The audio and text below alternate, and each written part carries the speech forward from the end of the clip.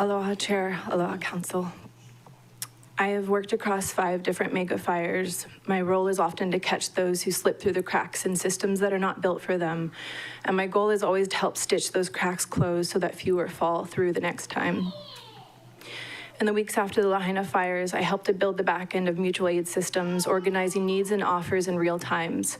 Hundreds of people opened their doors to displaced families, and it was sobering to see how few STR owners in the Minatoya list ended up offering their housing free of charge.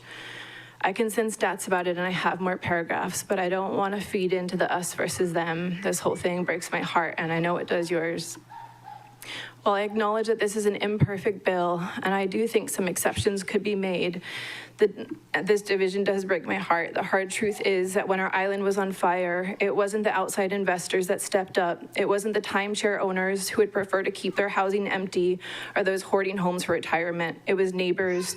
It was Kapuna with spare rooms. It was the locals setting up every hub, and they will be the ones to show up again.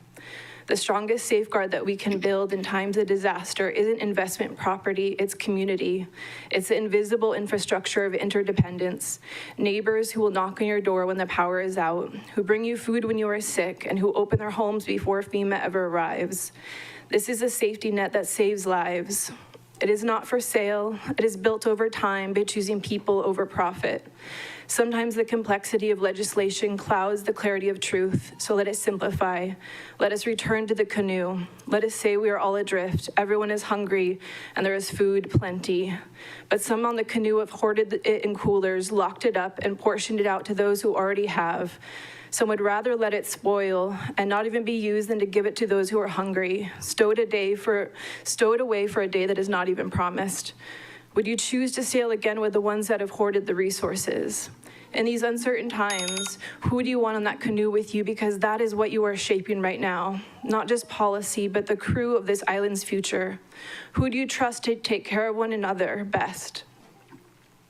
I've heard the fears of job loss, and my heart goes out to everyone who may face some job transitions. But I've also spent time with way too many housekeepers in the last 22 months, and believe it or not, it wasn't all of their childhood dreams to one day grow up to clean up after strangers. Maintenance and landscaping will still need to continue whether you rent long-term or short. Please don't underestimate the brilliance in this community. Let them come home and they'll build businesses, grow industries, and create meaningful work far beyond cleaning toilets, changing light bulbs, and folding linens for someone else's profit. So the question now is, do we continue to turn shelter into stock portfolios, or do we reclaim it as a sacred basic right? This isn't just legislation. It's about choosing the kind of story that your grandchildren will inherit. Mahalo. Thank you, Ms. Uccellini.